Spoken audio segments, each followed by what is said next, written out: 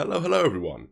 Apologies for the slightly different setup today. I don't have my face cam and the lighting's probably a bit odd. I have just moved into my own place and everything's in a bit of disarray. Things are still in boxes. Bit of a mess. But I wanted to come in today and say that once again, at Top Locals, I won, which I know is not like the biggest brag in the world. I know that topping locals isn't like, I'm not topping a huge event. Top at the camera rocking, by the way, this new table's wobbly. I'm just really proud of myself. I think I played well. I've tweaked the deck a little bit from my YCS list. It seemed to perform a bit better. It's a little bit more low to the ground, but a bit more resilient as well.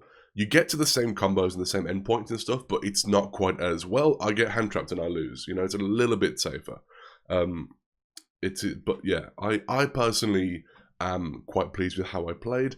Although it was only a small local, smaller than last time. The last time I won, only 3 rounds rather than 4. I will say, with all respect to the people I played in the last locals, I played more meta decks this time. I played nothing but like tier 1, tier 2 decks.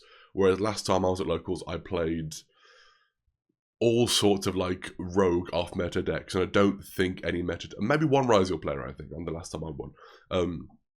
Not that the players are bad. The players are all really like, obviously. I'm not trying to discount the efforts or the skills of the players, but it was a. Last time I won, I chalk more up to luck because I top decked very well every game, and also the players I was against were playing like rogue decks more than anything. Whereas this time I won, I'm much more like, no, I think I actually earned this a lot more because it was much more difficult matchups for me overall, like nothing but meta. And like I think I played better, and I've made the deck better this time as well. So I'll get into the list. I'm just very happy. I know. It's again doing locals. It's not a huge thing, but I don't know. It makes me happy. It's nice that I can look at my own, I guess, progress and think, yeah, I'm doing better. I'm learning. I'm getting better at the game as I go on, and that makes me feel good. So yeah. Anyway, here is the list. I'll explain some of the changes I've gone through as well regarding back and forth between different picks. Only slight changes, to be fair. So now I'm back on running 3 Dog Charger. I do personally believe that 2 is the minimum you should run. You can run 1 if you super want to, but that's more if you just want to run like a small Goblin Bucket engine more than anything. Whereas running this at 2 is like you can actually play the deck. 3 is I don't know if 2 or 3 is optimal. I want to draw this a lot. It is a starter. It's honestly a good starter as well. It's not like the best 1-card starter, but it can get you going. It's a great card. It's solid, and obviously, if your opponent has Xyz monsters, it's awesome because you can just that's yours now. You know. Yeah, like I said, I've gone back and forth on this. At the moment, I'm thinking 3 is the right amount. I might go back to 2 at some point. At the moment, I'm sticking with 3. 2 Gone Wild, same reasoning as always. I just think that 2 Gone Wild is the best way to go. If you're running like a 60-card deck, go with 3 by all means. For a 40-card deck, 2 is the right amount. It's a 1-card starter to some extent. As well as like being a sort of combo piece and interruption during your opponent's turn. So 2 is the right amount, 3 is super bricky, 1's not enough. I like 2, always like 2. 2 Clattersploder. I sincerely wish I could play this at 1. I want to play this at 1 so badly because unfortunately it is just kind of a brick. Like you don't want to draw it open in your opening hand. It does suck. And because you play 2, you draw it in your opening hand fairly often. It's not an uncommon opening hand, you know, draw. But you have to play 2. You just have to play 2 because if you lose 1, you have no follow-up on turn 3. If you only run 1 and you don't lose it, it can be harder and harder to retrieve every turn. You have to run 2, unfortunately, as annoying as that can be. 1 Me Merciless and 1 Boom Mac. Again, I just like that ratio. I think they're good. I don't think you need more than 1. They're both just solid cards. In fact, to be fair, in terms of... No, Me Merciless is still part of a 1-card combo. Ignore that then. I was thinking because I've cut a certain card and it's part of another 1-card combo opener, but I've cut that opener, so... But it's still part of the other one, so either way. 3 Terratop and 1 Tekatomborg. I don't care what kind of Goblin Bucket deck you're running this because it's the best opener of the deck. It's so good. 2 Kakamucha Knight. Now, you'll see I no longer run Tour Guide. Tour Guide is one of the best starters in the deck. Alongside Tekatomborg, they get you to roughly the same end board, and it's solid and it's good, and it's you go from there. Both Tour Guide and Tekatomborg, well, and Terratop and Tekatomborg are really good. Tour Guide is so fragile, however. If I'm going to be using a normal summon, to go into my plays, I'd much rather that normal summon be Gone Wild or Big Kabonga, because at least like I can do a bit more with that. I can do a little bit more with that sometimes. Tour Guide is an amazing starter, and if you're in a format where your normal summon is actually kind of like a whatever resource, and with this deck at least, it'll be great. But you use a normal summon a lot with this deck already, and Tour Guide it uses that normal summon up. Now, if you open up, for example, Teratop, Tour Guide, and Engraver, well, that's incredible. You've got like the God Hand, you're gonna get your full combo on that turn, you know? You often don't. If you just open Tour Guide as your one-card starter and they Veiler it or Ash it or something immediately, that's it, you're done. You don't have anything else you can do. Teratop at least is a special summon. There you can still do stuff after that. So, you know, it gives you more options. So Kakemuchi Knight, though, I do keep in. I might cut it, I might not. It came up every now and then during the locals last night. It's good. I'm thinking if it's needed. I do tend to cut it if I'm going second, because it's you want to see it if you're going first, because it kind of just makes sure that you're going to continue your plays that turn. Going second, do you really need it? It's not bad. Apologies. So I'm thinking maybe cut it for some more hand traps, put a couple of Nibiru in there maybe. I don't know. This is the only one that's sort of in contention at the moment. I might cut this for 2 hand traps. I might leave it in. I do like it. I do think it's good, and it does work with the deck considering how much you use a normal summon and how many level 3s you run. So it does get you into a quick rank 3 exes. But I'm kind of iffy on it. I'll go back and forth. Up to 3 Engraver. It's just great. Like, I know, you know what, I'll be honest with you. It's 3 Engraver plus 1 Tract. I think that the better ratio is to run 2 and 2. Having said that, I bought 3 Engraver. So I'm kind of like, I kind of just want to run the 3 Engraver. But, you know, that is just a me problem at that point. But no, I think Engraver's good. Obviously it's good. It's Fiendsmith, basic Fiendsmith stuff. No Lacrima still, just Luria there. I don't run Desiree. I don't run Sequence. Lacrima would be kind of pointless, but I don't run the Trap. Lacrima is just a brick with that knowledge. I prefer to run this, you know, it's a much smaller engine, and just get you like a little rank 6 engine sort of thing is very good. Then onto, these are kind of half hand traps, half not, because obviously they're level 6, so you can go rank 6 with them. But 3 Bestials, a Magnamut, a Druiswim, and a Boldrake, solid, really good. They came up really well the other day. They came up a lot. And then 3 Ash Blossom, because of course it's 3 Ash Blossom. I should say as well, the matchups last night were a Ryziel, a Mermail Atlantean, and a Blue Eyes Primite. So I actually, like I said, I was playing against like meta. I was playing against, you know, the top dog sort of thing. So as I say, I'm very happy with how I performed. And again, the play, like, not trying to sort of toot my own horn and saying like, oh, I beat the best players there. But no, the players were good. They were good players. They were solid players. Those are guys who I believe top themselves quite regularly, if I'm not much mistaken. So yeah, I'm very pleased with how I performed and how the deck did as well. 3 Grand Entrance. It's the best 1-card starter that Goblin bikers have. You should absolutely run this at 3 at all times. 2 Grand Breakout. Optionally, run this at 3, run this at 2. Never run it at 1, because you will need more than that. It's an amazing card. I just don't think I need to run it at 3. You know, I feel like at 3 it gets bricky, so I like it at 2. 1 Grand Bash. A lot of people would say to cut this and just run 3 of this if it's for deck space sort of thing. I like both. This is never. I never hate drawing this. The only time this is a dead card is if I top deck it and have nothing else in hand. But then that's the same for this as well. In that case, both are dead cards. If I have nothing on field, I should say with this. Whereas with this, it's always live and always a starter. As long as I have Goblin Bikers in deck, I can use this. It's really good. 1 Tract, because it's Fiendsmith, you know. 3 Talent and 1 Call by the Grave. So this is obviously a new edition. What I cut was 3 Tour Guide, and what I included instead was a Dug Charger, an Engraver, and a Call by the Grave. Call by the Grave is obviously insanely good, because this is a combo deck and you do need to get your plays off. But I never drew it last night. I haven't had this in my deck for ages. I've cut this from my deck for such a long time, because as good as it is, it feels like, well, if I'm relying on that 1-card draw every now and then to get my plays off, then do I need to, you know, I'd rather be consistently good at getting those plays off. But It's also an insanely good card. Like, should I not? I should just run it. I should just run it. It's silly of me to not run that. It's a great card. So yeah, Talent's obviously insanely good. I'm fully expecting this to be hitting the ban list. If it is not, that'll be insane. It's such a good card. I don't want it to be, but I think it will be, and then for the traps, we have ourselves a full armor Xyz because we still run that package, and then 3 Imperm. That's it. Traps are very light. That's kind of all you run with that. Imperm is just obviously one of the best hand traps in the game, so yeah, solid.